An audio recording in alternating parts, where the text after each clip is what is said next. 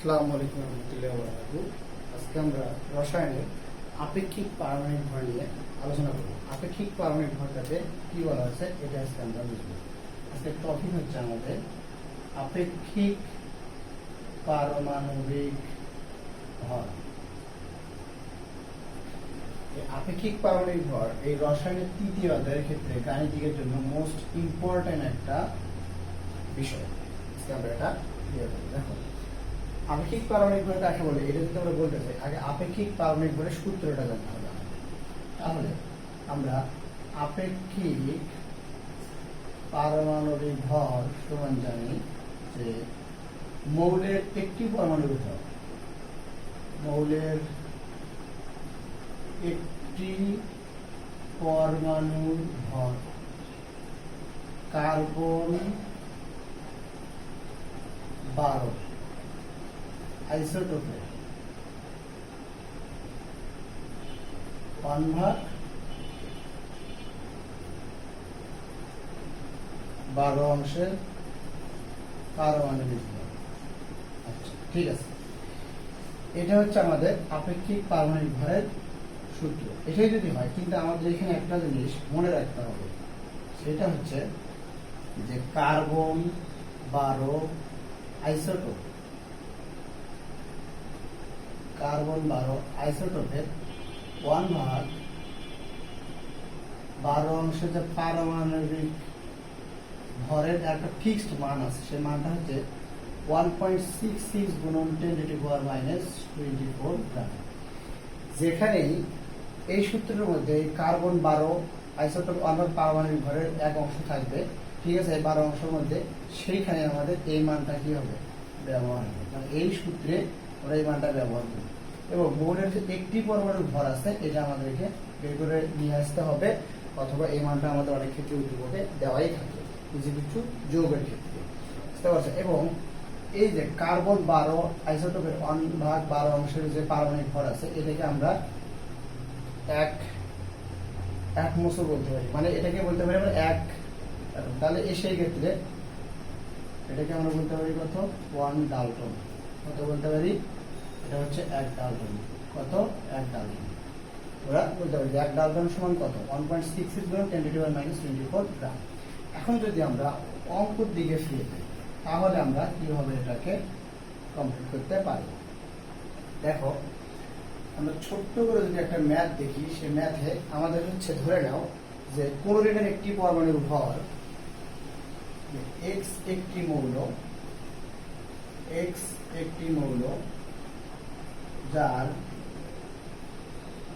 একটি পরমাণুর ভর,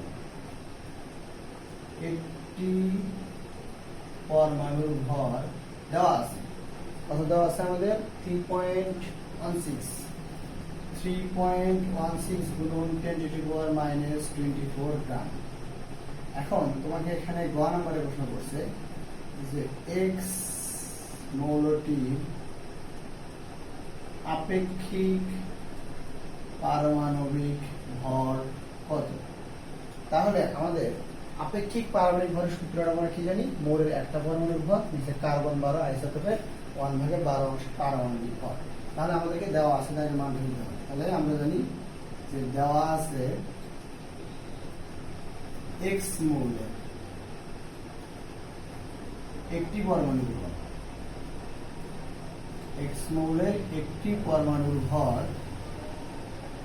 3.16 গুণন 10⁻⁻23 গ্রাম। তাহলে আমাকে আপেক্ষিক পারমাণবিক ভর বের করতে হবে। তাহলে আপেক্ষিক পারমাণবিক ভর সমান আমরা হবে, তাহলে আমরা জানি যে আপেক্ষিক পারমাণবিক ভর সমান এক্স মৌলের, যে মৌলের কথা বলা হচ্ছে, এই যে মৌলের বসে, তাহলে এক্স মৌলের একটি পরমাণুর ভর, একটি পরমাণুর ভর, নিচে আমরা কত জানি, কার্বন 12 আইসোটোপের 1/12 অংশের পারমাণবিক ভর। তাহলে আমাদের এক্স মৌলের কিন্তু একটা পরমাণুর ভর দেওয়াই আছে, এই যে আমরা বসায় দিই 3.16 গুণন 10 টু দি পাওয়ার -23 গ্রাম। আর হচ্ছে এইটার মান আমরা কত জানি, ফিক্সড একটা মান 1.66 গুণন 10 টু দি পাওয়ার -24। এটাকে আমাদের ব্র্যাকেট ক্লোজ করে যদি আমরা ক্যালকুলেশনে যাই তাহলে আমাদের অ্যান্সার আসবে 19 বা 19 পয়েন্ট সামথিং আসতে পারে। ঠিক আছে, আর আপেক্ষিক পারমাণবিক ভরের কোনো একক নেই। কেন একক নেই? একই জাতীয় রাশি যদি অনুপাত আকারে থাকে তাহলে সেই রাশি কখনো একক থাকে না। এটা হচ্ছে আমাদের আপেক্ষিক পারমাণবিক ভর, মানে আমাদের মৌলের একটা পরমাণুর ভর দেওয়া থাকবে। ঠিক আছে, সেটা থেকে আমরা কি করবো, সূত্রে ফেলে দিয়ে আমরা কার্বন 12 আইসোটোপের 1/12 অংশের পারমাণবিক ভর দ্বারা আমরা এই মানটা করে কি করবো, ভাগ করলে আমরা এই মানে ফলাফলটা পেয়ে যাবো। এবং আপেক্ষিক পারমাণবিক ভরটা কাকে বলে? এটা হচ্ছে মৌলের একটি পরমাণুর ভর এবং কার্বন 12 আইসোটোপের 1/12 অংশের অনুপাতকে বলা হয় আপেক্ষিক পারমাণবিক ভর। আপেক্ষিক পারমাণবিক ভর বের করা কিন্তু অনেক সহজ। অনেক ক্ষেত্রে আরো একটা কৌশল আছে, সেই কৌশলটা একটু অবলম্বন করি। যদি আমাদের এই মানটা যদি না দেওয়া থাকে, যে মৌলের একটি পরমাণুর ভর আমাদের দেওয়া নেই, তখন আমরা এটা কিভাবে নির্ণয় করতে পারি, এটা এখন আমরা একটু ক্লিয়ার করি।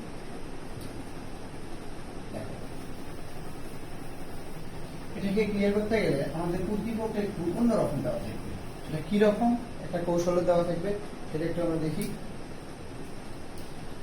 মনে করো এখানে একটা এক্স মৌল, আচ্ছা সরি, এখানে একটা নিউক্লিয়াস নিলাম। নিউক্লিয়াসের মধ্যে 8টা প্রোটন 8টা নিউট্রন পেয়েছে এবং কক্ষপথগুলো দেওয়া হলো। দেওয়ার পরে একটু বাঁকা হয়েছে, এটা সুন্দর করে অঙ্কন করার চেষ্টা করি।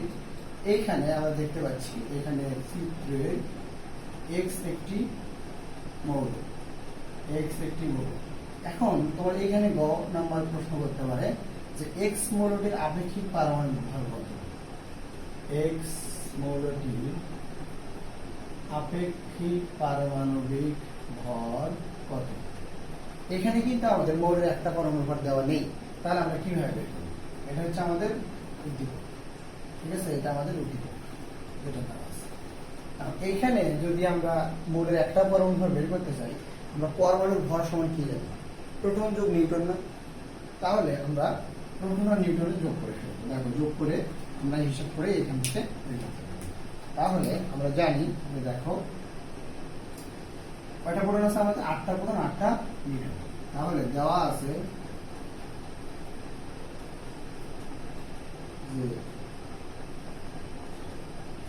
8টি প্রোটনের ভর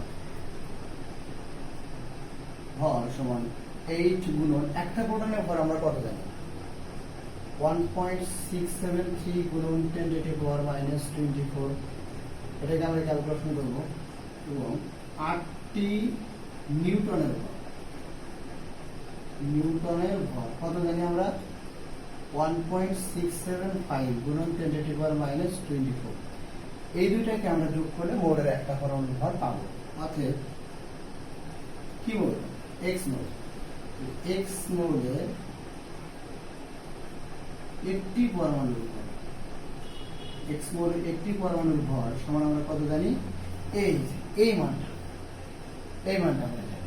তাহলে পরমাণুর ভর 8 গুণন 1.673 গুণন, একটু মিশিয়ে দিলাম এটা, ঠিক আছে, 673 গুণন 10 টু দি পাওয়ার -24 প্লাস এই মানটা 8 গুণন 1.675 গুণন 10 টু দি পাওয়ার -24।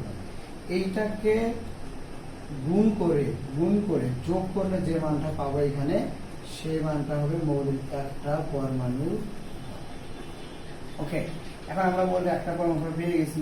তাহলে আমরা কি জানি যে আপেক্ষিক পারমাণবিক ভর সমান এক্স মৌলের একটি পরমাণুর ভর,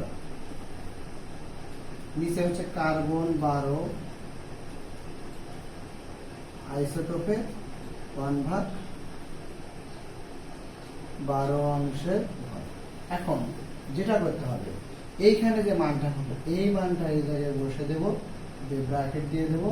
আর এটা মান আমরা কত জানি, 1.66 গুণন 10 টু দি পাওয়ার -24। ব্র্যাকেট থেকে ক্যালকুলেশন করে তুমি যেটা পাবা সেটা হবে তোমার আপেক্ষিক পারমাণবিক ভর। তাহলে তোমাদের বুঝতে হবে কি, যদি প্রোটন আর নিউট্রন দেওয়া থাকে তাহলে আমরা হিসাব করে আমরা বলে একটা পরমাণু বের করে নিতে পারবো। আর যদি এটা যদি না দেওয়া থাকে তাহলে আমাদের আরেকটা স্টাইল ছিল, যেটা কি সরাসরি মোডে একটা পরমাণু ভর দিয়ে দেবে, সেটা দিয়ে আমরা করতে পারি। এটা ছিল আমাদের হচ্ছে আপেক্ষিক পারমাণবিক ভর। ওকে, নেক্সট ভিডিওতে এই রসায়নের তৃতীয় অধ্যায়ের কিভাবে আপেক্ষিক পারমাণবিক ভর থেকে আইসোটোপের শতকরা পরিমাণ নির্ণয় করা যায় ইনশাআল্লাহ দেখা যাবে। আসসালামু আলাইকুম ওয়া রাহমাতুল্লাহি ওয়া বারাকাতুহু।